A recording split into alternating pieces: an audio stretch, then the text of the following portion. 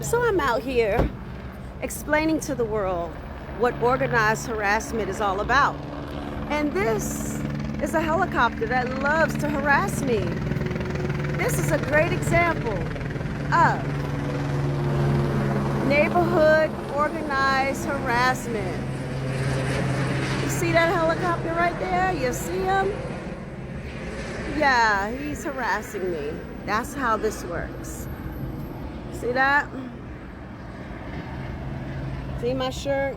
Stop organized harassment. Let's see if he comes back around. Oh, there he is again.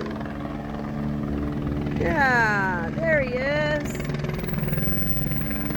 You might as well land the damn thing.